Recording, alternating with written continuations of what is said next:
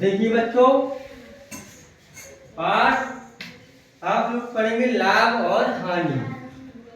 लाभ और हानि, प्रॉफिट एंड लॉस। सबसे पहले लाभ और हानि में जानेंगे क्रय मूल्य क्या है और विक्रय मूल्य क्या है। जब तक आप लोग क्रय मूल्य और विक्रय मूल्य के बारे में ना जानेंगे तब तक लाभ हानि का पता नहीं कर पाएंगे। सबसे पहले हम जानेंगे लाभ कब होगा, हानि कब होगी। उसको जानने के लिए सबसे पहले जानिए क्रय मूल्य। क्रय मूल्य क्या है? क्रय मूल्य वह कीमत है जिस पर दुकानदार कोई वस्तु खरीदता है। क्या कहता है? खरीदता है। खरीदना। क्रय मूल्य बराबर खरीदना। क्या करना? खरीदना। कोई भी चीज यदि आप खरीद रहे हो तो क्या कर रहे हो? क्रय। क्रय क्या पढ़ते हैं इसको इंग्लिश में? Cost price. और शॉर्ट रूप में, छोटे रूप में इसको लिखते हैं सीपी, यानी क्रय मूल्य।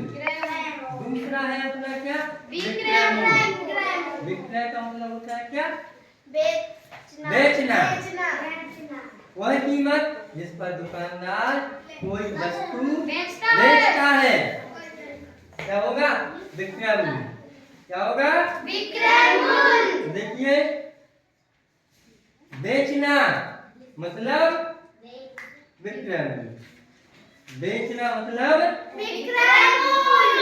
अब देखिए, अब क्रय मूल्य पता चल गया और विक्रय मूल्य पता चल गया। अब देखेंगे क्या, यदि क्रय मूल्य छोटा है किससे? विक्रय मूल्य से। यानी जो वस्तु हमने खरीदी है उसका मान कम है किससे? विक्रय मूल्य से। हमने यहाँ 10 रुपए की खरीदी तो 12 रुपए की बेच दी। क्या होगा? लाभ। लाभ। देखिए, लाभ बराबर क्या है? विक्रय मूल्य। तो 12 में हमने खरीदी थी, नहीं 10 में हमने खरीदी थी और 12 रुपए में बेच दिया। तो लाभ कब निकलेगा कि हमने खरीदी कितने में है और बेची कितने में। जितने में हमने बेची है वो उसमें से हम क्या करेंगे? खरीदे का दाम घटा देंगे। क्या होगा? अपना लाभ निकल आएगा।